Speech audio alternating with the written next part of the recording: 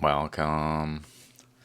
Update. Okay, so I've been looking into Baja, BC, the last few videos. Let's see. Your videos. Starting maybe here. No, more here. Polar Express, the epicenter, the Underground Railroad. These three episodes, pardon me, are highly related to Baja, BC. Okay. And just assuming people have watched it, but if you just continue to watch regardless, just for a little bit of information, the idea is within geology, there are two theories for how this region formed. Either A, it moved from generally in this region, generally speaking, these are two general theories, not like there's many theories branching from the two general concepts, but in essence, the region up in British Columbia is sourced from somewhere else, and like that's acknowledged, and it's basically a minimum sourcing distance of around the boundary of Oregon and Washington, kind of distance away here. And so that's the general gist. Is one theory says it's sourced from moreover in this region, and that theory closely ties to the theory of how the Rockies formed. So the Rockies, in a way, the theory of the Rockies is dependent on this region. So it's very important from a plate tectonics consensus, the like leading theory, kind of like we didn't make any mistakes because then we'll lose face, like the individuals who made the decisions kind of approach. Like that's going on. Like they don't want to lose face because they made a mistake, and then anyone who agreed with it and didn't notice the mistake is also like feels like they in some way failed, and that's not the reality. So there's that side of things where human nature is playing a critical aspect in like keeping the alternative really held down and out of the conversation. So the alternative is that this region is sourced from the Baja California region. And the evidence, as I've talked about, appears to be pretty much overwhelming and just disregarded because it's because of incredulousness, incredulity, words, because of words, okay? It's disbelief at first glance that then leads to casual consideration for like the first, like, well, I don't understand this thing kind of response that then leads to, well, therefore it's not the case and I won't look further kind of reaction. So Baja, BC gets that heavily, where the evidence is overwhelming. It's not a question. That's the thing, is it's literally not even a question. It is sourced from there. But there's more, there's like other things missing. So that's what I've been talking about, is the thing with Baja, BC, and any theory in geology that is based on plate tectonics is it's based on plate tectonics. Where the reality is the Earth expanded. And the region of Baja, BC was actually the region of Baja, California that sourced Baja, BC, the British Columbian portions of Baja, California that are part of British Columbia, was actually adjacent to Papua New Guinea, Solomon Islands, North Maluku, Sulawesi, and the Philippines in a way where adjacent to this was also Australia, like the entire Australia up to here. This island is a little in need of like nuance, attention to nuance. I just kind of placed it there. This one is just kind of there, so pay less attention to that. It's way more malleable. These ones are a little like this boundary. Philippines really started at exactly this fault line thing, this structure, this sea mount, but mound, like tube. Okay. And then Sulawesi really was up to that boundary and wrapping around here, like taking shape from. So it's a little imprecise, but this is generally what was going on. And so there's materials also from this region that are missing because it used to be just continental crust.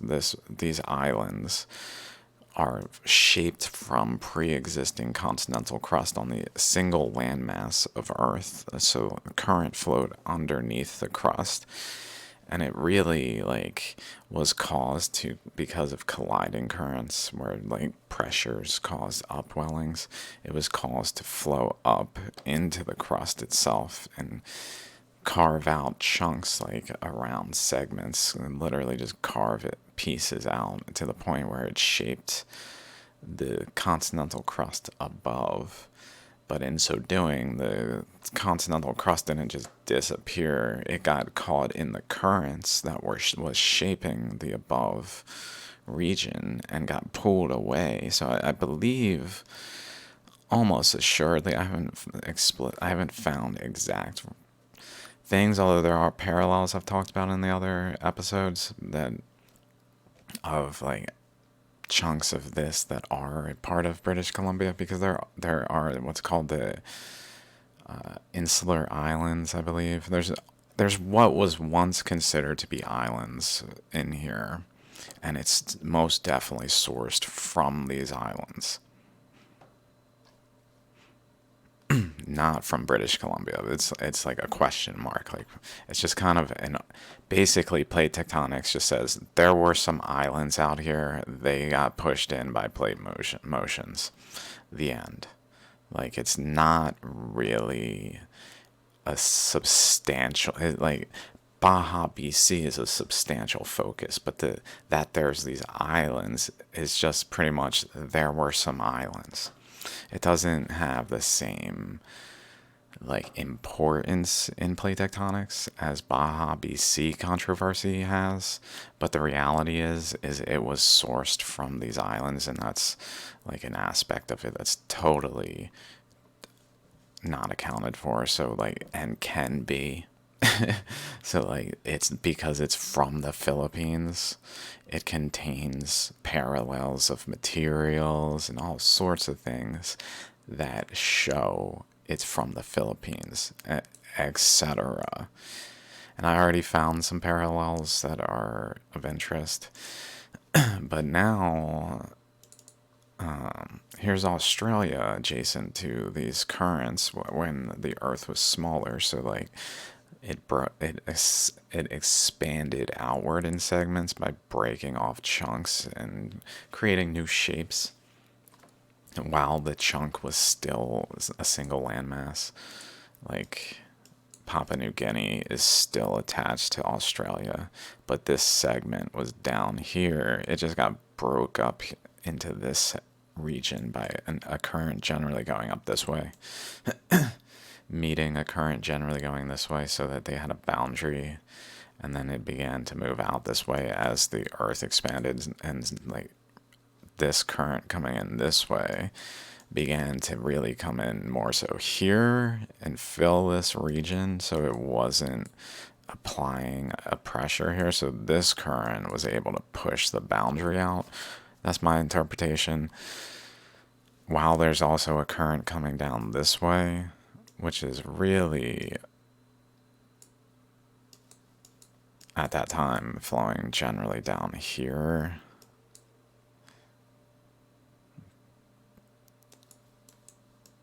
Something of that nature. Okay, so Australia's there. So recently I was like, Australia has all these super volcanoes. Let's check it out. What I'm hearing is 100 million years is like vital to the Baja BC process. And I'm acknowledging it. I see it. Yes, it is vital. I see why. That's when a lot of things happened. That's just when things were going on, especially like starting to go on. So I started looking around. Let's go back. Maybe here. I think I was reading this one. How's your throwing arm? Probably not as good as the ancient supervolcanoes in Australia, which scientists have discovered had enough explosive power to fling rocks to the other side of the country more than 1,400 miles, 2,253 kilometers away. You know what the Baja BC theory says? Is that Baja California chunks moved 2,000 to 3,000 kilometers. So it's even, I mean, this is it's not the same scale, fling rocks versus fling an entire chunk of like crust. But maybe it depends on the direction the energy is propagating. So in one direction, it flings like almost like a gunshot. So like behind it, it has the flung rocks of subtle energy that flings pretty much this comparable distance. But then the like bullet actually goes the direction it was going. And same thing. Research is helping us understand more about how the continent and its unique landscapes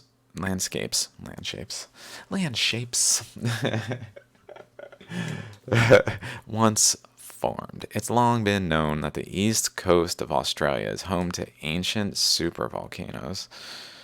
So I think I clicked that one because I'll go to that. But what wasn't clear until now was what kind of role they played in forming the country. To figure this out, a team from Curtin University in Western Australia analyzed the age and composition of geological material across the west side of the country. The study revealed sand-sized zircon crystals that didn't match up with any of the typical rock composition in Western Australia, but that did reflect the volcanic rock of the Whitsunday area in northeast Australia in terms of both age and geochemicals. Let's go to Whitsunday. So interestingly, Whitsunday is a slip volcano, which is a silicic large igneous province. Oh my god. It just occurred to me what slip meant. I was like, what does this slip mean? I tried to find it in here. Slip. And I search through this paper. Slip. For the slip. I was like, what is this slip thing? This slip thing seems really important. 90 to 120 million years. Also, this one, 200 to 300, kind of parallels the Siberian traps aspect, maybe. Where the other ones... This one may be like an initial... When the Earth just started to expand, the currents, it's hard to pinpoint, but like it may have had a phase in like 700 to 550 where the currents were flowing mostly underneath the ground, so it's not as evident of when exactly it began. But so I've been saying 550, but it's possible it extends back further into a time period more like there. And then these would be before the ancient civilization time frame, when pretty much my interpretation is this one is Mercury supernova becoming Venus, and then this one is Venus becoming Earth with a smaller Earth, so not even having the same radius, because they're very similar in dimensions now, but becoming a smaller Earth that literally divides into an Earth and a moon, because Venus doesn't have a moon. It gains a moon somehow, and I think the process is that Mercury supernovas. I know, sorry guys. Fuck. Venus is swept in the currents and becomes the new Earth, caused to rotate, but also caused to divide into two particles. And then Earth itself becomes Mars, where the moon is maybe, I'm pretty sure, caused to collide into it, it seems, and maybe is left as remnant moons of like Phobos and Diame, the moons of Mars kind of thing. Maybe, I don't know. It's I haven't inspected those details very closely because it's really requires almost like a better understanding of this kind of thing. So I've been very focused on the Earth expansion process. But anyway, besides the point, these are probably, if what I've been saying is valid. So let's go that route. If what I've been saying is valid in terms of pre-expansion Earth, and like my Mercury, the messenger god video, subsequent to my ancient Dwarka, the secrets of Mount Gurnar video, those two videos, that generally was like a rough draft of this, what's still going on here. And the Mercury messenger god one, I really haven't thought about the details of that as much, so it's probably much more the same, with some nuance coming in now around the boundary, but into the into this time frame, not really at all. So, but maybe these are reflective of that kind of thing. Anyway, not important to what I'm talking about though that much right now. So let's just say maybe this one was at the beginning of the expansion process, just like a initial undercurrent that was producing some kind of collisions leading to like upwelling explosions that led to this zircon production, and then another one around the time of the Siberian traps. So like the Siberian traps seemingly occurred simultaneous, where like some pressure buildup needed exhausting, and it did so at both the Siberian traps and under Australia in that time frame, and maybe elsewhere. But then the slip one, the Silicic large igneous province, which I talked about, the aspect of Silicic where it's explosive, whereas Siberian Traps is just a large igneous province, no S. So now it makes sense. Slip volcanic grains are probably directly related to Whitsunday volcanic province. Ooh, please show a good, here it is, right exactly where I would like it to be. Right there. McKay. Okay.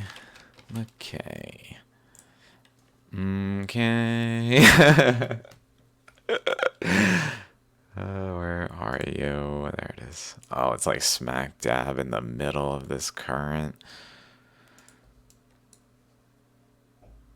It's probably closely tied to this opening occurring.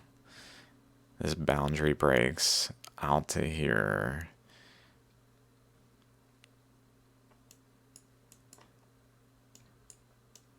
So I wouldn't be surprised. When did, like, let's say, when did New Caledonia? If a lot of this region got shaped in that time frame. Geology, formation, age, whatever. So formed in 290, which is in that time frame that we were just looking at. Wherever that was. I think I moved on from it. Or was it over here? I got so much. Here, this.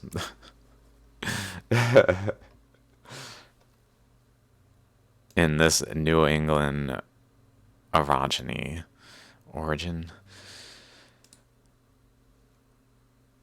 Which is interesting. It's called New England, which I wonder if it's because it's really sourced from there, that region. If we go to here, just to quickly summarize, again, the mantle was punctured in Pakistan. Current flowed in all directions. The Earth was rotating. It was a smaller globe. So generally it got focused to fan out behind it in this direction with a focused beam going in the opposite direction at anything that wasn't focused enough, bend it off. And then it collided with the fanning out beam over here, but not before the fanning out beam around New England, basically around this region, ran into water of North America like this. I know it's hard to see. I know, guys. I know this region. Just got like, I just know the shapes at this point, so it's hard. I'm not even really going by the map, that boundary that much.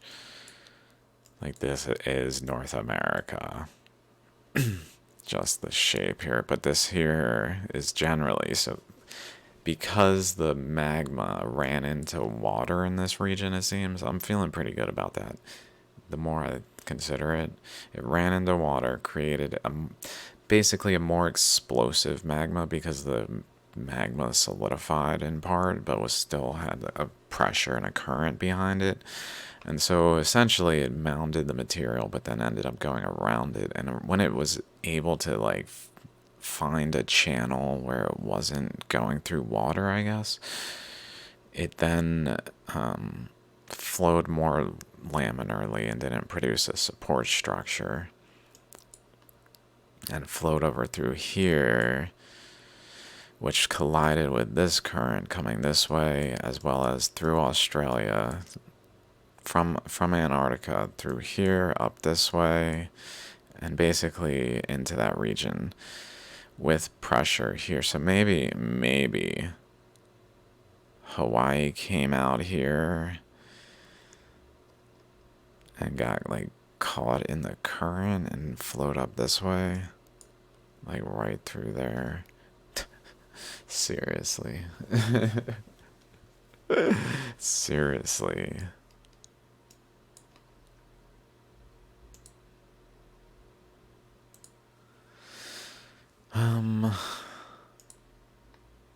So back to what I was saying.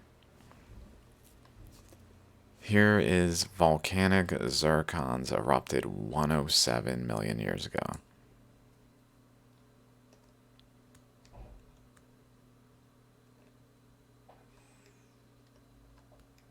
Distance from source up to 2,500 kilometers.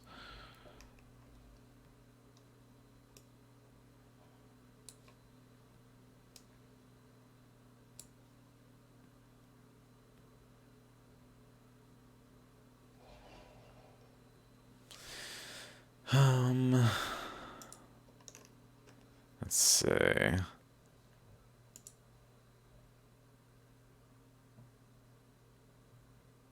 Forget why I was looking at this.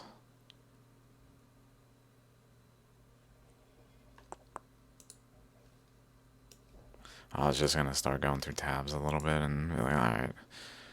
This one, though, is what? This is... The answers are blowing in the wind. Ultra distal ash fall zircons. Indicators of Cretaceous super eruptions in eastern Gondwana. Mind you, Gondwana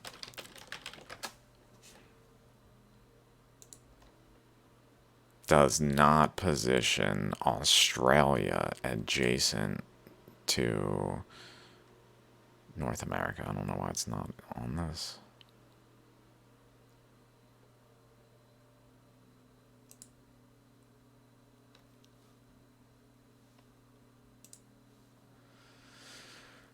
Australia. Where is North America in this freaking thing? I just got it hiding over here. Essentially, it's over here. Here's Australia. Here's where this explosion is going off. This super volcano. Whitsunday Silicic Large Igneous Province is going off here. And here is apparently Laurentia, North America. It looks like here's Hudson Bay, so even like the northern part, very weird. I'm not sure what this map is based on.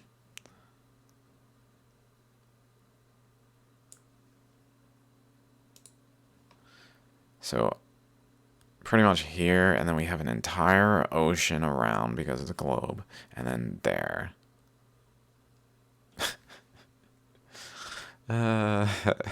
When really this is just closed up and non-existent, adjacent across the whole boundary. And this is adjacent over here at some position.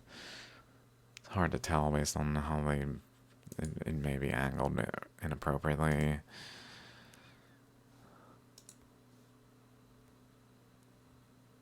I think this is good. Yeah. And then here is Borneo. Here is Sulawesi and North Maluku Islands. Or no, Philippines. And then Sulawesi, North Maluku Islands. And then Papua New Guinea, Solomon Islands. But this is adjacent over here at that point. Okay.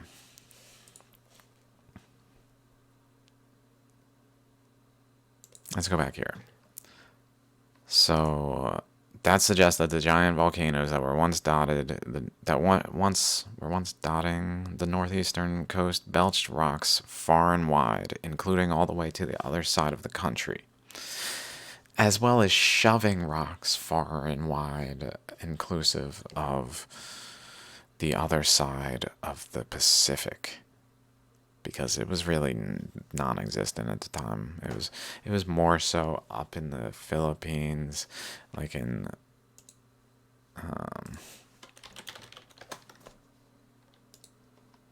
this region was opening up first, but like that was happening over on this side of Australia, basically.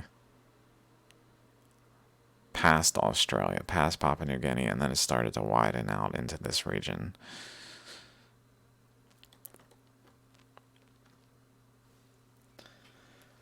Let's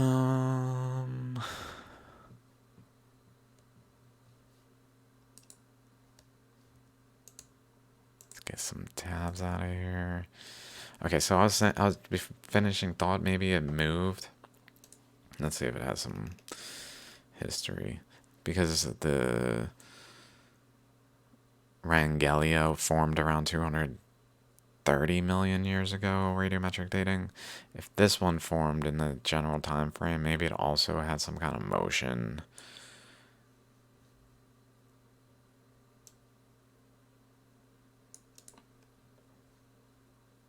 Some motion in like a certain time frame.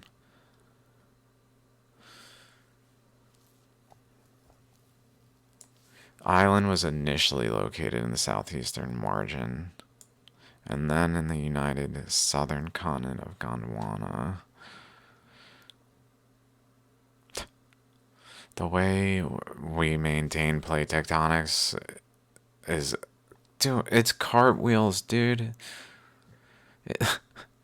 It was initially in this one segment of Pangea to account for this one thing, and then it moved into Gondwana to account for this other thing. All the while, we could have just said the Earth expanded and it was adjacent the whole time. It's just cartwheels, like the Wilson cycle. Things are here, then they're here, then they're here. It's mountains, yeah, we did it. Sorry, guys, not to mock you, but it's kind of like it's it doesn't really make sense if you think about it, just from a physics standpoint. Like it moves away, and then like what? Why is it doing that? Well, plate tectonics, don't even. Well, time plus erosion plus coincidence. Okay, I'll give you those, I guess. If that's what the answer always is, it's a little lacking. It's no coincidence that there are super volcanoes occurring on the northeastern boundary of Australia right here, when there is a physical motion of a portion of the Baja California flowing up this way into British Columbia, as well as just all of it at the same time. Not a coincidence. They're related. Plate tectonics would demand them to be unrelated. Okay, over here 100 million years, this was going on. Across the ocean 100 million years, that was going on. It doesn't actually have to be related, unrelated. So you're saying the explanation that demands they remain disconnected is reasonable when this one actually like joins them and explains them in one explanation, and we have to have two explanations disconjoined because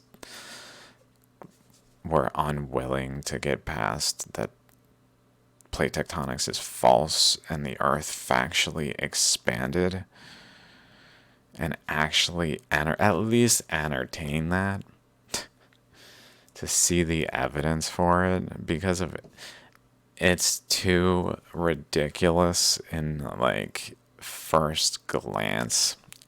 I know. I'm well aware of human nature. But this happening simultaneous to all the other stuff, proof they're related. Let's keep going though. Including all the way to the other side of the country. Such distal projection of a unique volcanic mineral population. Unique volcanic mineral population. Probably something that didn't project just in one direction, but also some of it in another direction that maybe hitched a ride along other things being projected in that direction, like chunks of crust, and maybe is up in British Columbia, all the way up there, with some sort of like similar unique volcanic mineral that has a date in the range of 106 million years. I would not be surprised. I mean, it's possible that even those types of papers already have recognized the similarities and just mentioned it in passing, similar to those rocks found in British Columbia of similar dates. Moving along.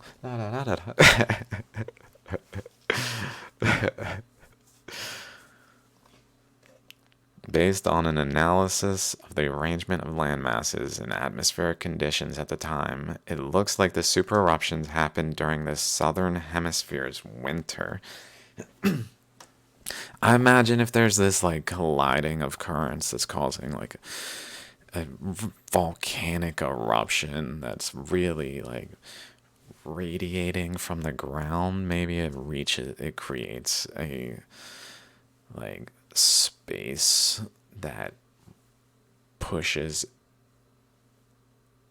air back enough like to allow for truly coldness of space to like tap in energetically to the region, and maybe maybe something of that nature is involved.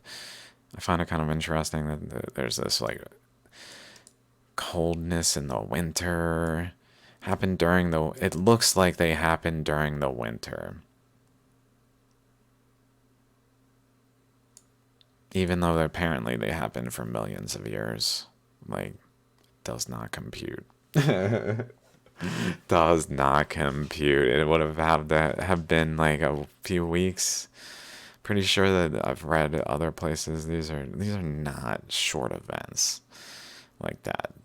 They span time frames longer than a year. So for them to happen in a winter wouldn't matter, because they would also happen in a summer. When strong winds from the east would have helped to push the volcanic rock westward. So that's the real reason, is there are strong winds flowing with this current. There's a current flowing this way, but not just a current. Like, it's bringing above the magma. The air with it is flowing also, apparently. And when it reaches this location, it just brings strong winds with it, it seems.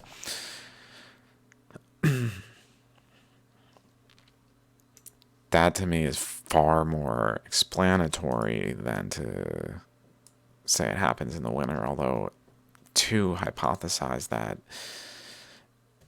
is to it because of acknowledging something that was happening in this aspect, and to provide a plausible explanation. So even just for us to attempt to explain things that are unexplained is, no offense, I feel like I'm an ass now. I'm like, well, it wasn't right, but it was kind of right. I don't want to specify. If the scientist's hypothesis is right, the supervolcanic eruptions would have been tens of hundreds of times more powerful than any in recorded history. Yeah, probably. Except for maybe some things that are not accounted for. But I mean, maybe exactly like the most eruptive, because this is really where the like epicenter of the Earth's eruption itself was beginning. Although maybe over here was just one big eruption that was more powerful. But I mean, it may spawn generally from, I think it's over here, so I don't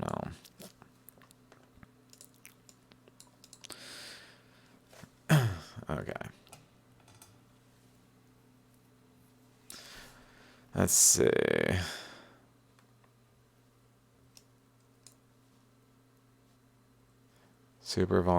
Biggest super eruption on record is from the Toba volcano in Indonesia. I wonder how close that is to this path right here, like generally around here.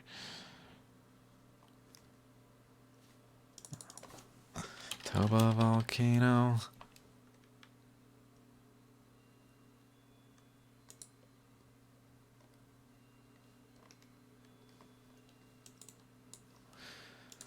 Toba volcano.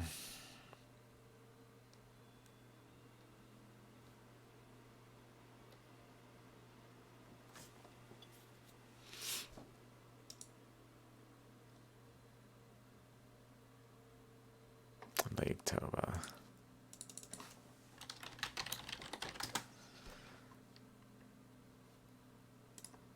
Up here. Maybe it is actually in line with where it ended up being, though. Because I think there's a current. Let's go to here.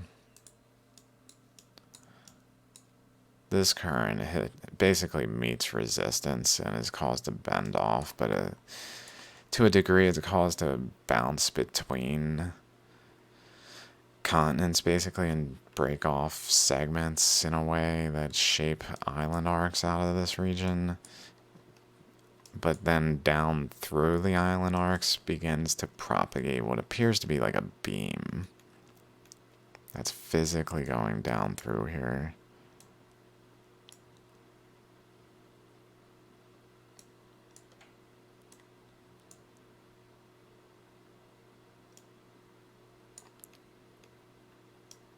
So it looks like it's actually going even here and then also branching off here.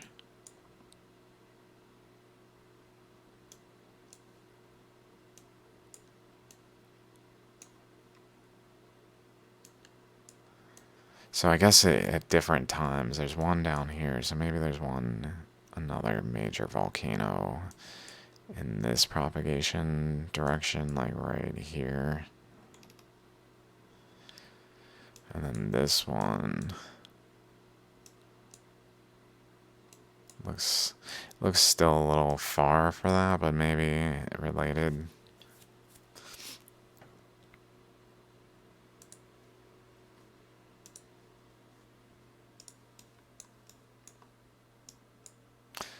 Under Vietnam. I guess it's almost near this. Almost near this. So here, it's kind of at this boundary. It's certainly in the region of this, like, beam that's generally propagating here. More so evident in between the islands where it's like bouncing in the smaller space here. In here. Just bouncing, but pushing. Generally pushing this whole landmass into position from up here. From over here somewhere. Not sure exactly. Generally over here. And getting just pushed by those currents. Anyway, okay, I just saw that Toba volcano. Let's go back here. Sand-sized particles were blown over 1,700-mile radius.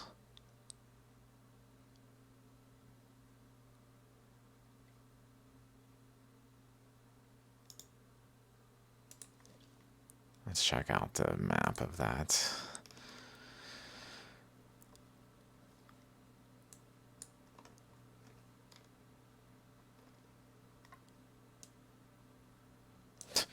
$1991.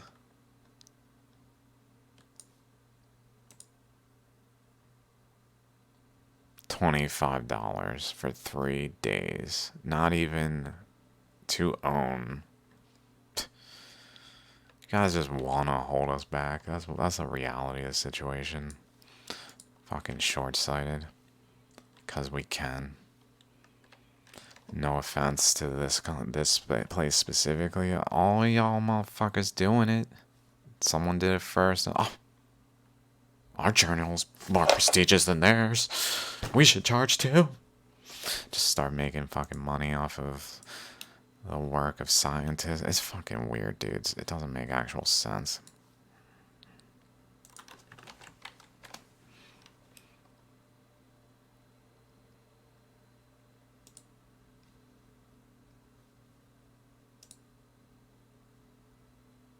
It's gonna take me right back there. Fuck. Research gate. Research gateway. Good enough. Fuck.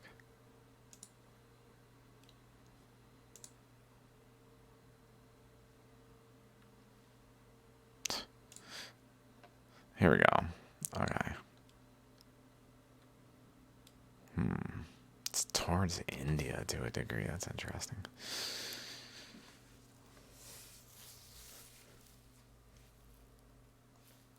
Maybe because currents were flowing still through here. Seems like currents were generally flowing. Like at some point, they're generally flowing. They're physically flowing through, which is not just stopping.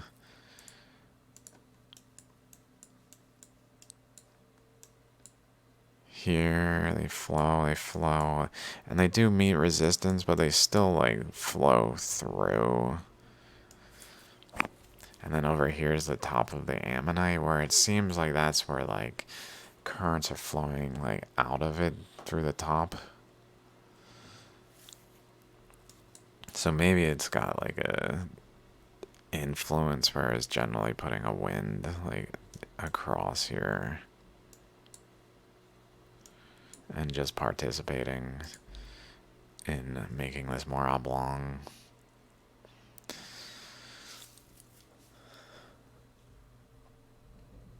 Oh.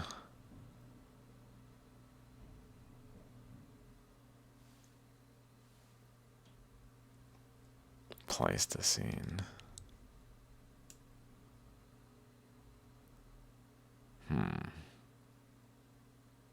It's almost like as the expansion slowed, it like what was happening was it was moving into resistance, and that resistance was causing also a focusing of the currents to points that were maybe Toba and Yellowstone.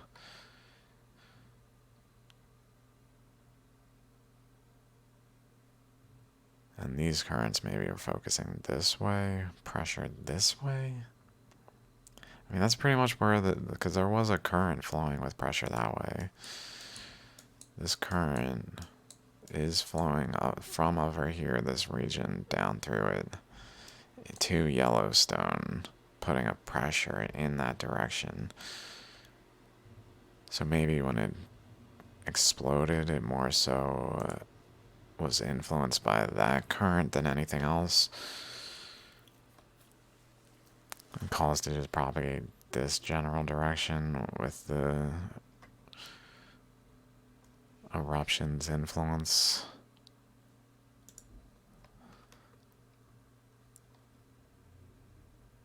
Okay, can't find. It's fine.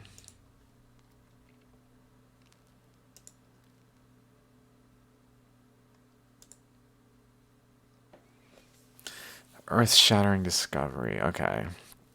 It's led scientists to believe that volcanic eruptions that occurred more than 100 million years ago were so powerful that they could project sand-sized crystals from east coast of Australia to as far as the as far away as Western Australia. Okay, this is. I'm just seeing if there was anything more in this one.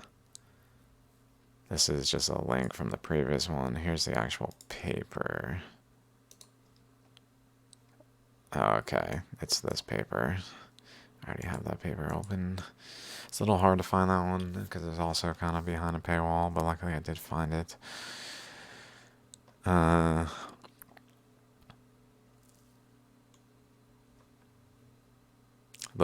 These super explosions are well known from the relatively recent past and have even been implicated in the evolution of our species. Crazy. Interesting.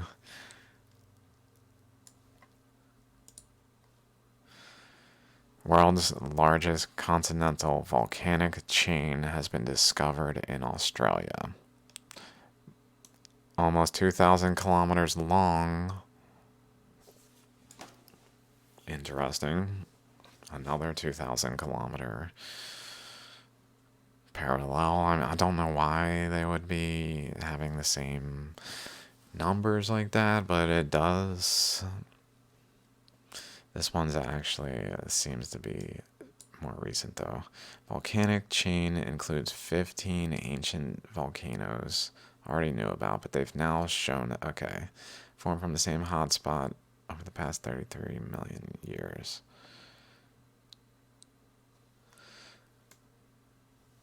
Volcanic chain is known blah, blah, as a hotspot track, and they're pretty unusual as they don't form over a tectonic plate boundary where most volcanoes are found. They form instead over a current flow that's colliding with another current flow and interacting also with another current flow over this way.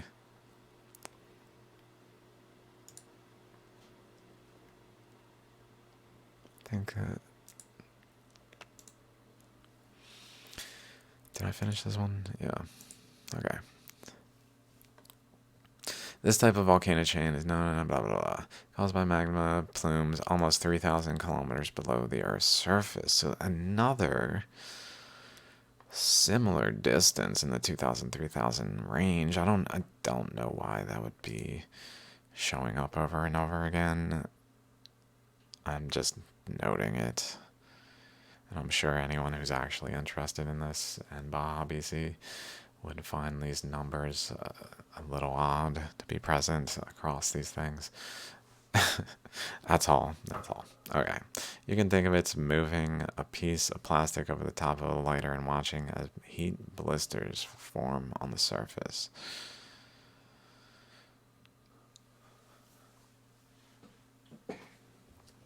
In the case of the newly discovered Cosgrove hotspot track, it's believed that the hotspot formed the volcanoes is now located under the sea a little to the northwest of Tasmania. No risk of them erupting anymore. Tasmania.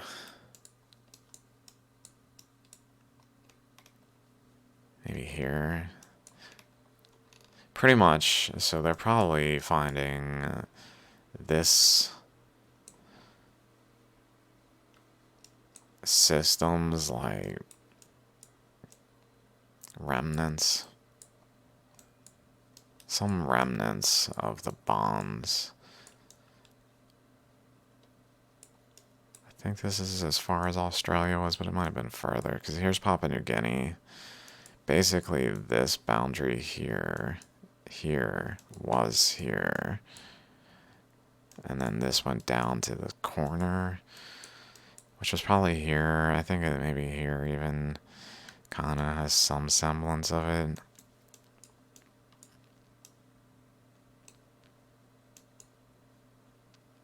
Or it just got opened and then pushed aside. South America got pushed aside, but then the current piled material here in ways. When did New Zealand? New Zealand's probably. It would be interesting if it's also around 300 million, and then we got like some event where in the 100 million.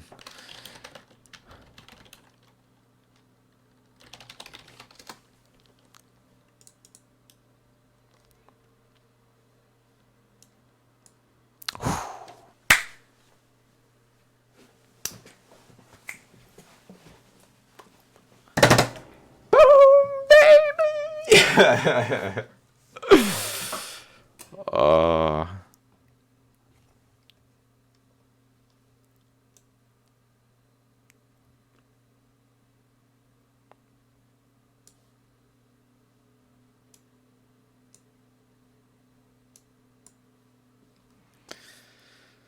okay, I don't want to get too closely looking into this. Here we go. Let's go to this time. Separation. Late Cretaceous, 95 to 90. Then around 83, which is seemingly like that's when the Hawaiian seamount chain started to form. That's pretty much when the North America stopped doing some things with the Western Idaho Suture Zone, apparently. I really don't know much about it except for that. I need to really dive into this Baja BC stuff. I'm still barely scratching the surface of the potential within that. But it seems like it's good to be going back and forth because there's lots of parallels here. Started to separate from Australia by 75 million years, was essentially separate. Antarctica from Australia and Antarctica. Okay. Yep. Dinosaurs continued to live in New Zealand. Oh, these dinosaurs are riding this Earth expansion. Sean Clay. Oh, fuck.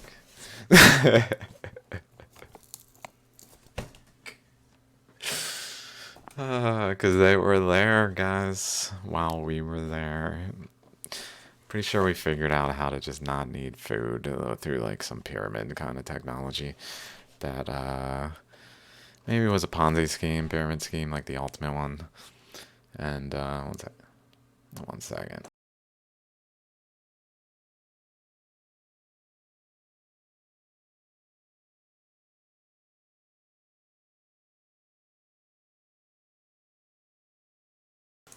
Like it would inevitably have some ramifications, maybe that led to essentially needing the Earth to expand to like stabilize the system. Maybe I don't know.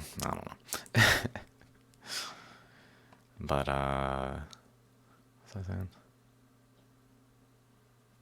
But maybe like there was a period where the trade-off was we get to chill and live with dinosaurs because they're not hungry either.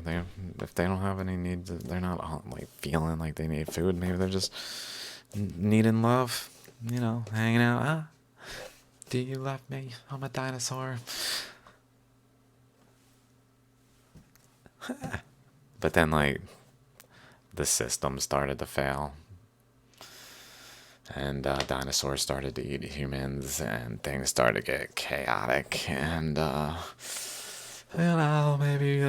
maybe it was time to like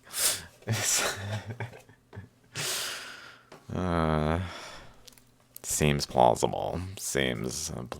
There's a lot of I've talked about this in other places. I don't want to get into dinosaurs all of a sudden, but it would be hilarious to. I mean, it probably is what happened though, as they were continued to live specifically as it separated.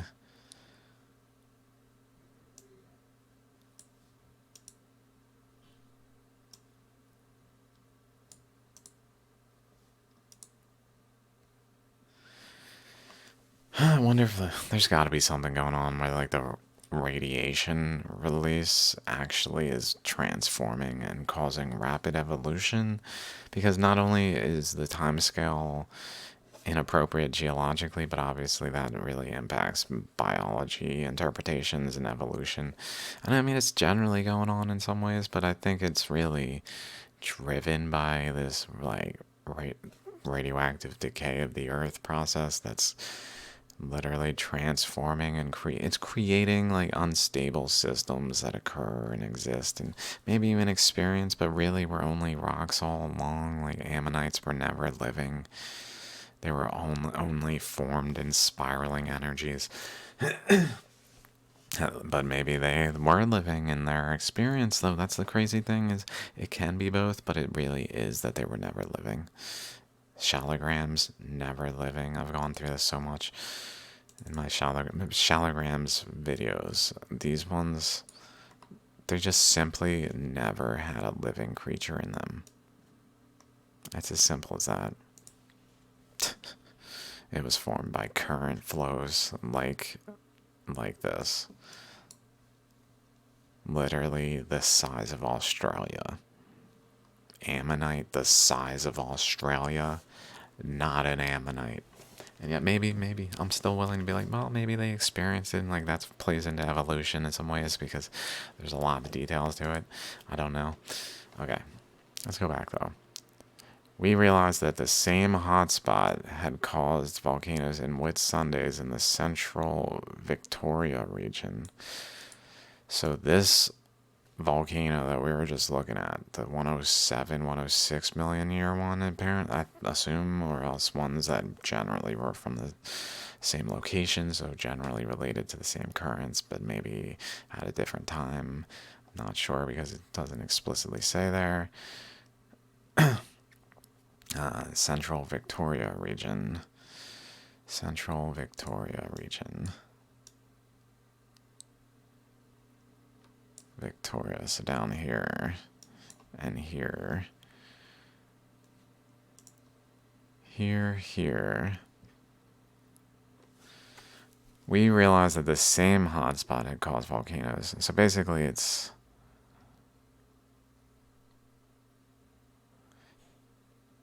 maybe it overwhelmed it in some way, and then I don't know.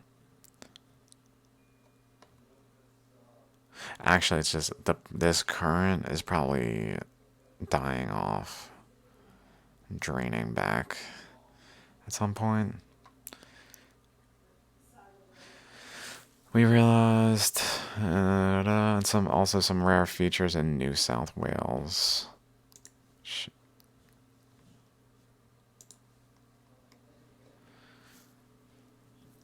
Roughly halfway between them. The track is nearly 3 times the length of the famous Yellowstone hotspot track on the North American continent.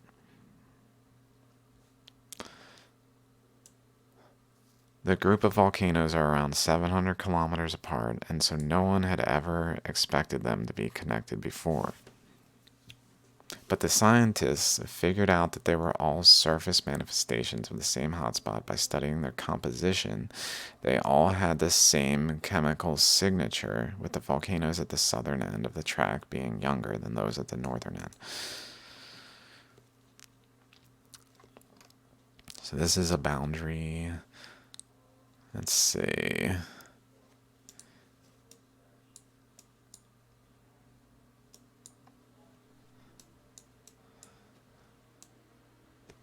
This current coming in here, it just can't go in anymore because it starts to go in here as the Earth is expanding, so maybe it does get overwhelmed a bit back this way.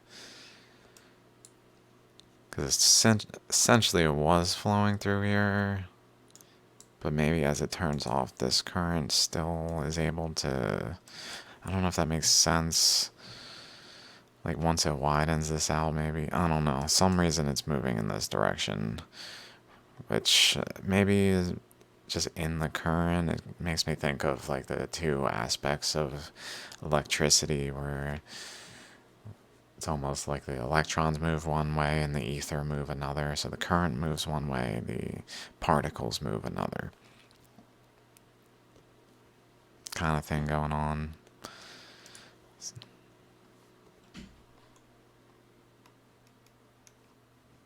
So if the entire continent moved across this hotspot, why isn't the whole track raised with volcanoes? The researchers found that some areas of the Australian continent are too thick to let the heat of the mantle plumes rise close enough to Earth's surface for it to melt and form magma. I would say it's more so just like that's how it goes. Doesn't need to vent the whole length. If it doesn't need to vent the whole length, it just will, but needs to vent, it will open periodic vents by physically like meeting resistance. Like there's enough current flowing into back pressure that it, even within the current itself, is caused to upwell and start to like carve out paths to the surface that then the heat itself flows into and carves around, and it just helps assist the gases, assist the process of outventing at certain locations where there's back pressure. So maybe something of that nature.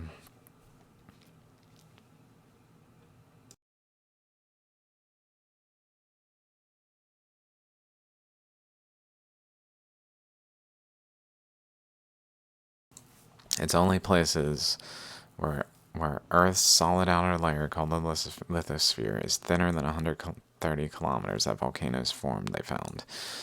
This is important. That's important because it's almost like the breaking point where if it gets it's able to thin the crust by this back pressure current that upwells into the crust. Beyond a certain point, then it's able to outgas. It'll help scientists figure out how other continents... I don't know, 130 kilometers seems really thick for the crust at all. Provide insight into periods in Earth's ancient history that are poorly understood. They also looked at the current movement of the Australian continent, which is one of the fastest on Earth, moving towards Indonesia at a rate of around 7 centimeters per year, to predict that the hotspot that formed the volcanic chain is now located between King Island and Tasmania, south of the Australian mainland. There's some seismicity in this region. There's been some earthquakes around that location recently, which does hint that something is going on there, but we haven't been able to find any seamounts or volcanic regions at present.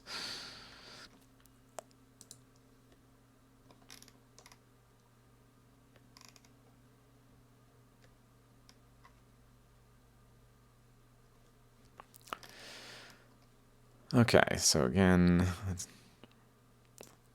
100 million years. We already looked at this one, I think.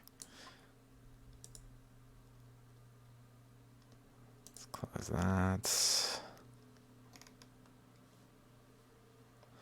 This is where I got the paper, I think. Download.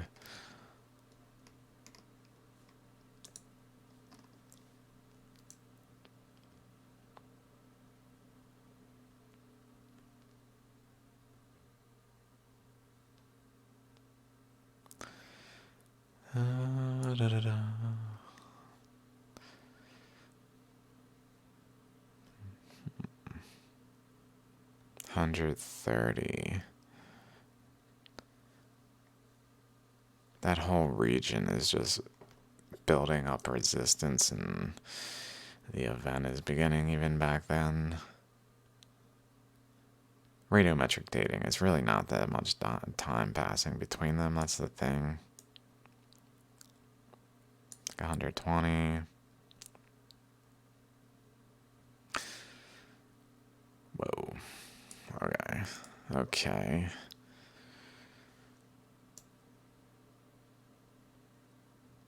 Medora.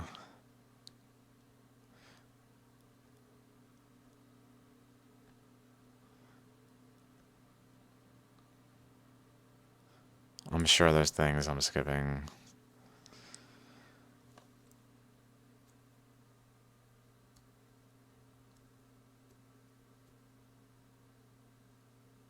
Pretty much want the dots, the black dots here. And the triangles, which are all here. Circles are there. All this stuff is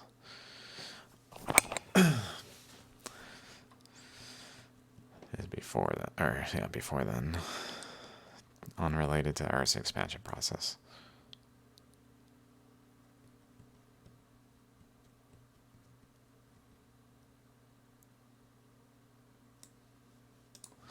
Okay. Okay. Not sure why this was related.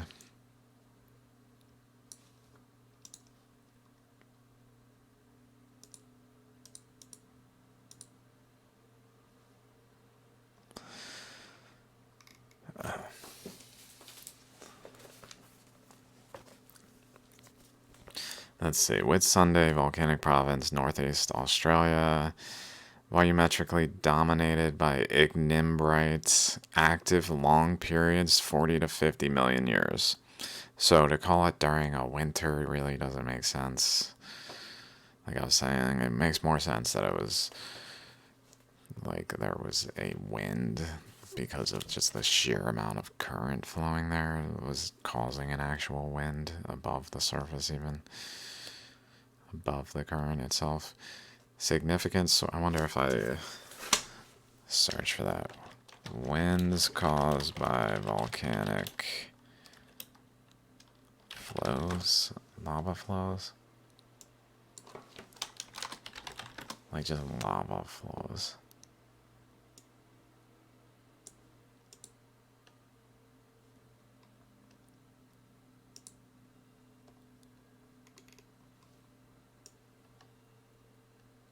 I mean, just the mere fact that its exposure to air and wind causes it to cool and harden means that the air and wind is getting excited by the heat.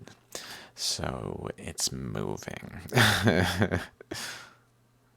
Kind of like away from the current, probably. Like generally off to the side, but like with a main current that's flowing in front of it. Like a leading head kind of thing. That's flows with it then because it has it's stably flowing above the current to a degree and not fanning away and rolling off of the current. So there is an aspect of that going on. Where was I?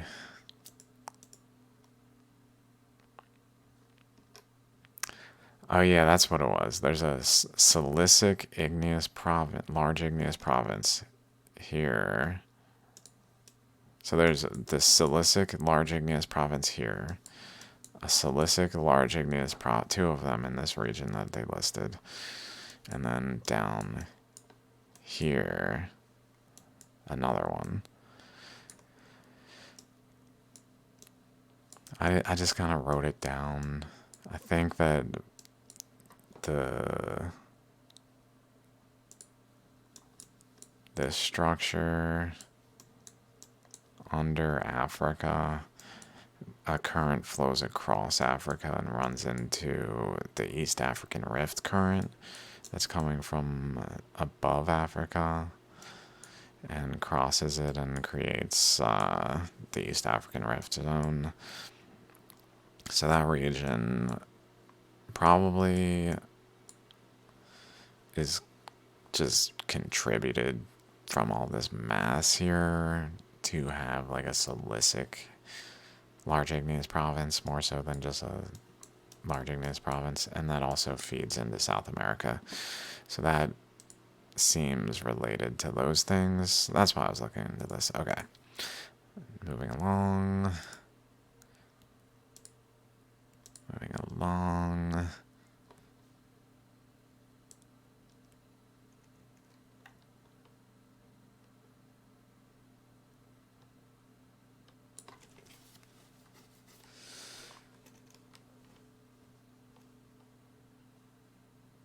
Acidic lava. I feel like I've ran into that recently with at least Flemish Cap. I don't know why.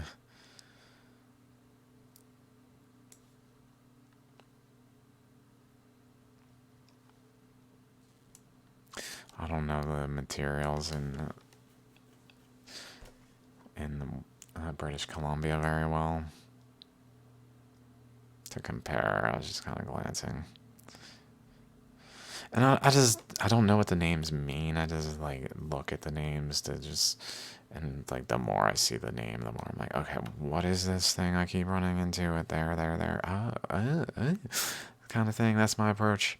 So sometimes I don't know like the totality of what these things are, their importance, but like Gabbro, I know Gabbro shows up in certain places, so etc. Rhyolite, like that seems to show up in certain places.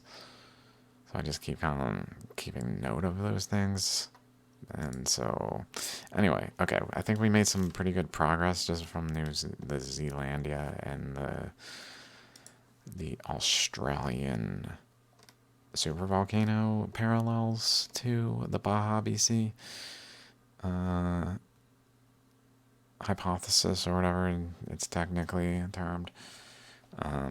Alright then, let me see. Did I get through everything I wrote down? The Whitsunday Volcanic Province, which is a silicic-dominated large igneous province, volumetrically dominant, significant source of co-eval volcanogenic sediment in adjacent basins of eastern Australia. So I was thinking maybe that type of sediment in eastern Australia maybe might parallel to materials found elsewhere. So I just noted that medium to high grade, dacitic to rhyolitic, lithic ignimbrites, coarse lithic lag breccias, class up to 6 meters in diameter.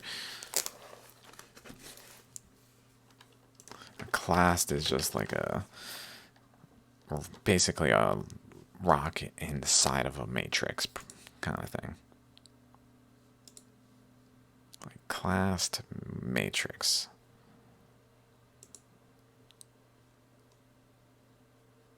Fragments. Okay.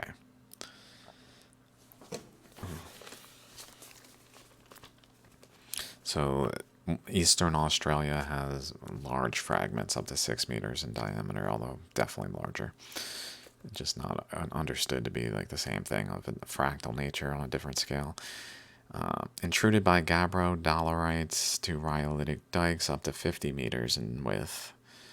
So just like the earth fractured upwelled some general way where it healed the fracture in what is then intruded by a gabbro dolerite to rhyolitic dikes, sills, and co-magmatic granite.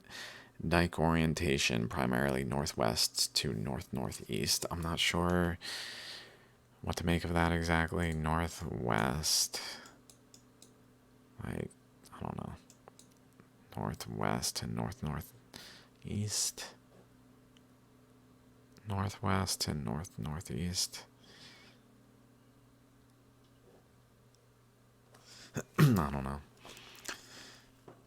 Other Silicic, yeah, okay, I just listed those up. Early Cretaceous volcanic passive margin of eastern Australia. Almost entirely rhyolitic lower mid-Jurassic. In this one, the Chan Aik province, something or other. Okay, so that's what I got for now. I'll be back sooner or later. Peace.